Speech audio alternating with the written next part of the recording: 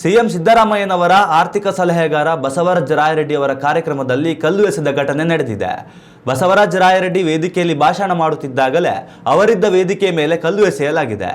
ಕೊಪ್ಪಳ ಜಿಲ್ಲೆಯ ಕುಕನೂರು ತಾಲೂಕಿನ ಬೆಣಕಲ್ ಗ್ರಾಮದಲ್ಲಿ ಈ ಘಟನೆ ನಡೆದಿದೆ. ಅನ್ನದಾನೇಶ್ವರ ಮಠದ ಆವರಣದಲ್ಲಿ ಜನಸಂಪರ್ಕ ಕಾರ್ಯಕ್ರಮದಲ್ಲಿ ಬಸವರಾಜ ರಾಯರೆಡ್ಡಿ ಭಾಗವಹಿಸಿದ್ರು. ಈ ಸಂದರ್ಭ ಅವರು ಭಾಷಣ ಮಾಡಲು ಆರಂಭಿಸುತ್ತಿದ್ದಂತೆ ಕಲ್ಲು ಎಸೆಯಲಾಗಿದೆ. ವೇದಿಕೆಯ ಮೇಲೆ ಈ ರೀತಿ ಕಲ್ಲೆಸೆತ ನಡೆಯುತ್ತಿದ್ದಂತೆ ಕೆಲ ಕಾಲ ಗೊಂದಲದ ವಾತಾವರಣ ನಿರ್ಮಾಣಗೊಂಡಿತ್ತು. ಗ್ರಾಮಸ್ಥರೆಲ್ಲ ಪರಿಶೀಲನೆ ನಡೆಸಿದ ಸಂದರ್ಭದಲ್ಲಿ ಕಲ್ಲೆಸೆತ ಮಾಡಿದವರು ಮಾನಸಿಕ ಅಸ್ವಸ್ಥ ಎಂದು ತಿಳಿದು ಬಂದಿದೆ. ಈ ಸಂಬಂಧ ಪೊಲೀಸರು ಪರಿಶೀಲನೆ ನಡೆಸಿ ಇದು ಯಾವುದೇ ದ್ವೇಷದಿಂದ ನಡೆಸಿದ ಕಲ್ಲೆಸೆತ ಅಲ್ಲ ಎಂಬುದನ್ನು ದೃಢಪಡಿಸಿದ್ದಾರೆ. ಅಲ್ಲದೆ ಈ ಘಟನೆಯಲ್ಲಿ ಬಸವರಾಜ ರಾಯರೆಡ್ಡಿ ಅವರಿಗೂ ಕೂಡ ಯಾವುದೇ ಗಾಯಗಳಾಗಿಲ್ಲ.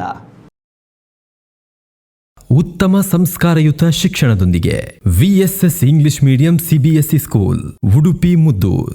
ನರ್ಸರಿಯಿಂದ 10ನೇ ತರಗತಿವರೆಗೆ ಶಿಕ್ಷಣದ ಜೊತೆಗೆ 5ರಿಂದ 10ನೇ ತರಗತಿವರೆಗಿನ ವಿದ್ಯಾರ್ಥಿನಿಯರಿಗೆ ಉತ್ತಮ ಹಾಸ್ಟೆಲ್ ಸೌಲಭ್ಯವೂ ಇದೆ. ನಿಮ್ಮ ಮಕ್ಕಳ ಪ್ರವೇಶಾತಿಗಾಗಿ ಈ ಸಂಖ್ಯೆಗೆ ಕರೆ ಮಾಡಿ.